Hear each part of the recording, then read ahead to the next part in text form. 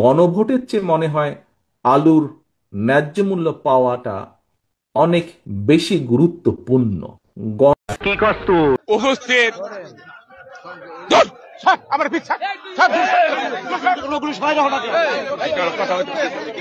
বিসমিল্লাহির রহমানির রহিম।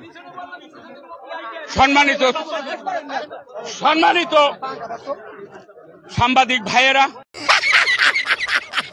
এই নাসিরউদ্দিন পাটোয়ারির মতো যাকে ইউনিভার্সিটিতে বলে ছাত্ররা ডারবি নাসির বলে চিনি, আমি জানি না কেন, এই ডারবি নাসিরকে হুঁশিয়ারি দিতে চাই, মুখ সামলে কথা বলেন। আমার চ্যাটার মাল এই যে মিছিল কারওয়ান বাজারে বলে জয়, যাত্রাবাড়ি গিয়ে বলে বাংলা। মানে আপনি ভাবেন, এটা আমাদের সবার শিক্ষণীয় আছে। আজকে আমরাও আল্লাহর কাছে তওবা করি যে আমাদের মধ্যে কোনো অধ্যত্ব চলে না আসে। দেখেন,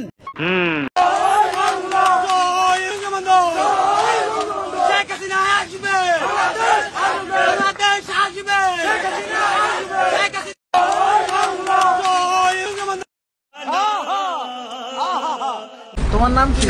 আমার নাম চিরোয়ান। মানে পুলিশ ধরছে কেন? আমার পুলিশ ধরছে আমি আওয়ামী লীগের মিছিল করছিলাম, সকালবেলা 500 টাকা দিচ্ছিলাম, মানে আমাদের 500 টাকা দিচ্ছিল। কতগুলা এইভাবে মিছিলে কতজন? না, মিছিলে 10-12 জন ছিল স্যার। আমি সবার নাম করে দেবো, কিন্তু আমার মাইরা লাগবে স্যার কয়ে দিলে। বলো বাবাজি। মিয়া ভাই, কানে কানে একটা কথা বলবো। অন্নশনে বইসে দুপুরে বিরিয়ানি, রাইতে ফালুদা খাইছি। এই কথা।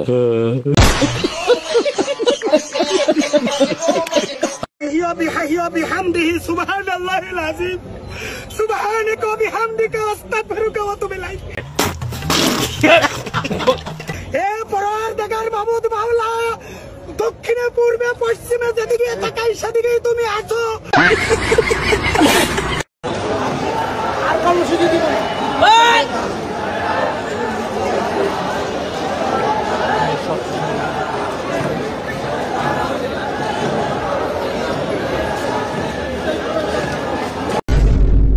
নারী যদি 8 ঘন্টার পরিবর্তে 5 ঘন্টা কাজ করতে বাধ্য হয়, তাহলে তাদের বাকি কর্ম ঘন্টার টাকাটা কে দিবে? এটি একটি বিরাট প্রশ্ন। মারা 5 ঘন্টা কাজ করে 8 ঘন্টার বেতন পাবেন ইনশাআল্লাহ। তবে সেই 3 ঘন্টার বেতন শিল্প মালিকদেরকে দিতে হবে না, এটা দিতে বাধ্য থাকবে সরকার। বলবেন ঠিক আছে, বেতন না হয়ে দিলেন, 3 ঘন্টা যে খালি হয়ে গেল, সেই কাজের গ্যাপ কিভাবে পূরণ হবে? দুনিয়ার বহু দেশে পার্ট টাইম সরকারি জব আছে। অনেক মহিলা 8 ঘন্টা সময় দিতে পারবে না, বাসার বাইরে তার বাচ্চা আছে, সংসার আছে, এই জন্য জব ছেড়ে দেয়। তারা যখন দেখবে 3 ঘন্টারও আমার একটা সুযোগ আছে, বলবে ঠিক আছে, সেই 3 ঘন্টা আমি আমার প্রয়োজন পূরণ করে আসি। এখানে জব আরো বেড়ে যাবে, একজনের সাথে আরো অর্ধজন যুগ হয়ে যাবে। সুতরাং আগে যদি 100 জন জব পেয়ে থাকে, এখন 150 জন পাবে ইনশাআল্লাহ। সঠিক বলেছেন। মা, তুমি কোথায় গেছেন মা? আমাদের দেখি আমরা ইনশাআল্লাহ দেশে আসবেন মা। মাসুম বাচ্চাটা মার জন্য কিভাবে কান্নাকাটি করতেছে গো। আরে শোনা, তোমার মা আর আসবো না, তোমার মা ইন্ডিয়া গিয়ে বিয়ে বইছে। আজকে এখানে কেন এসেছেন একটু বলবেন? আচ্ছা, আজকে হচ্ছে লিগ পিরিয়ড আসছে।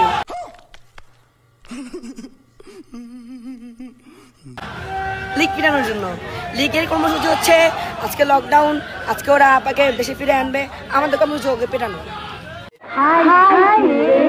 পুরো 1 বছর তারা চাঁদাবাজি এবং মামলা বাণিজ্য, এই দুইটা ছাড়া গত 1 বছরে বিএনপির ইতিহাসে আর কোনো লেখা নাই।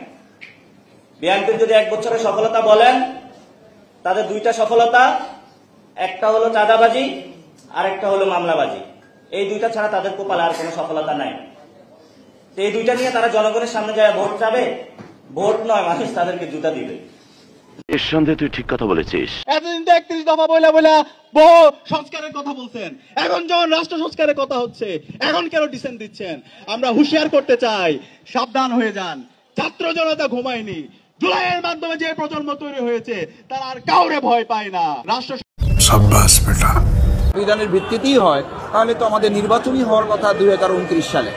তাহলে তো এখন প্রধানমন্ত্রী শেখ হাসিনা, তাহলে তো এখন আমাদের বেগম খালেদা জিয়া, তার তো মানে জেলখানায় থাকার কথা।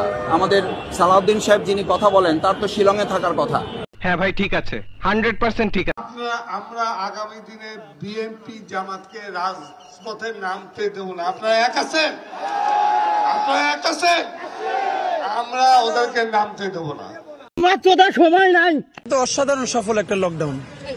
এটা হলো 1971 মুক্তিযুদ্ধের মতো, যেরকম আওয়ামী লীগ মুক্তিযুদ্ধের ডাক দিয়ে সব গিয়ে কলকাতা হোটেলে রইছে, আর এখানকার কৃষক শ্রমিক জনতা মুক্তিযুদ্ধ করছে, দেশ স্বাধীন হয়েছে, তারা এসে বলে মুক্তিযুদ্ধের মালিক আমরা।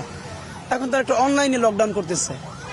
একজন দিল্লিতে, তার ছেলে আমেরিকায়, মানে পুরো বিদেশ বৈশা বাংলাদেশে পাচার করার টাকা খায়, ঘুমায়, আর অনলাইনে লকডাউন ডাকে, আর কতক্ষণ পর পর টেলিগ্রামে।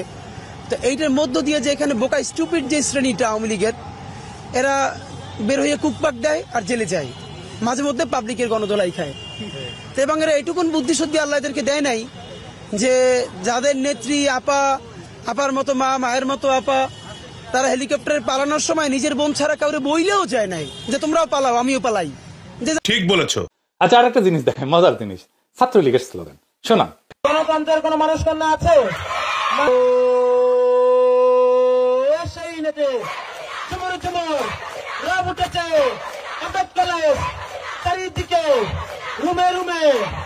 এইবার ছাত্র দলের তা শোনা রিটার সাহেব।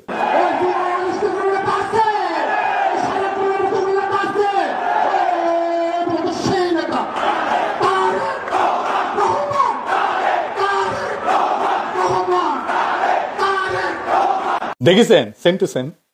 এই যে প্রশাসন কাজ করতেছে না, কারণ আগের সবকিছু ঠিক রাখায় তারা সবাই আগামী সরকার আসার ধান্দা আছে।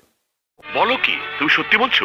হ্যাঁ, কর্মসূচি দিচ্ছে কি যে 15 আগস্ট যদি সাহস থেকে ছাত্র দলের জন্য 32 নম্বর মাইশা থাকে, আমরা 32 নম্বর গেছি, ওরা উল্টা মার খেয়ে গেছে। হ্যাঁ, ওরা আর আমাদেরকে মানে ওখান থেকে সরাইতে পারে নাই। সেম কাহিনী আজকেও আমরা ওই আওয়ামী লীগের পার্টির সামনে আসে, ওরা কেউ নাই।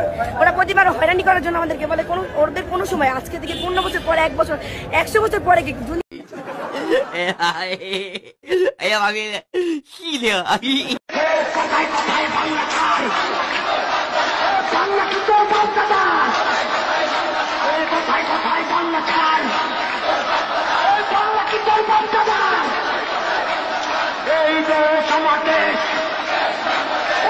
हाय हाय, इतना सुकून।